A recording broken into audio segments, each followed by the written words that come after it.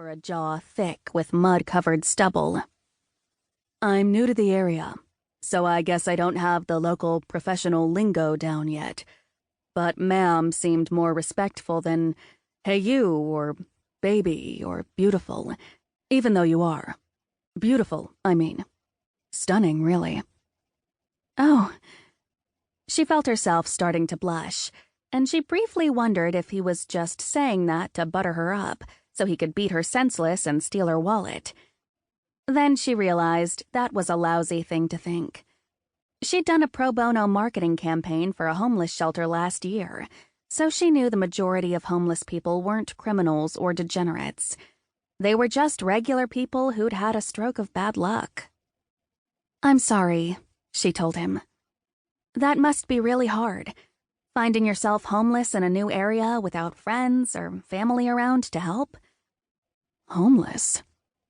He quirked an eyebrow at her, which made more cracks in the mud on his face. "I'm not homeless.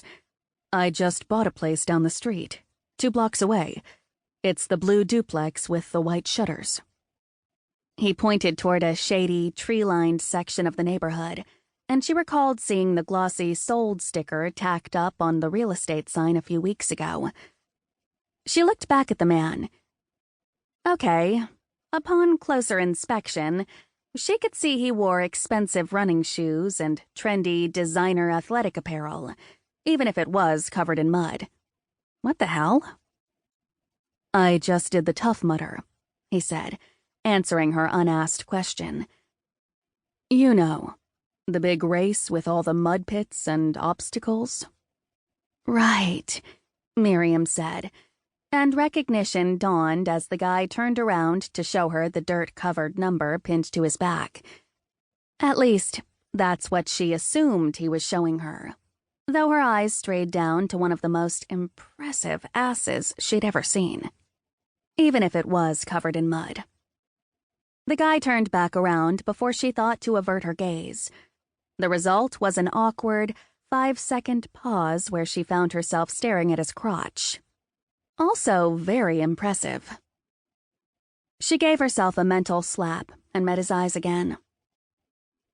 "So, what are you doing walking around looking like a giant malt ball? Don't they have showers or something at the finish line?" He grinned, flashing a set of perfectly white teeth that contrasted with the mud. "Just hoses. Hoses with really cold water. I figured since I only lived a couple miles from the racecourse, I could just run there as my warm-up and run home as my cool-down, and then I could grab a warm shower at home."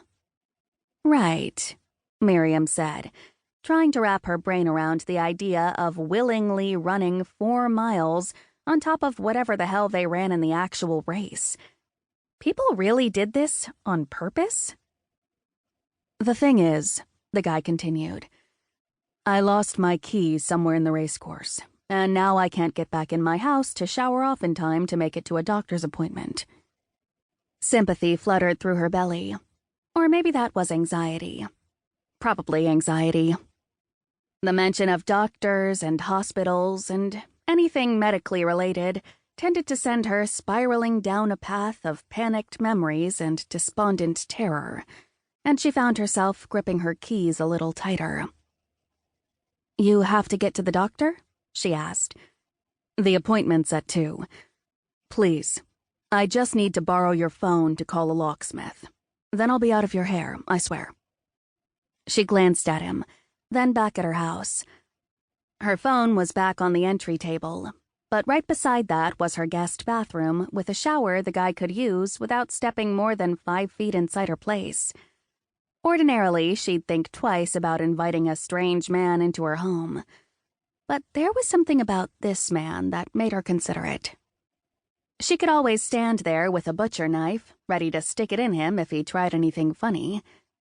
She hesitated, then looked back at the guy. "I'm Jason, by the way," he said, smiling wider. "Jason Sanders. I'd shake your hand, but I don't want to get mud on you." "Miriam." She added polite and considerate to his list of attributes. His eyes were kind, and he seemed sweet and welcoming.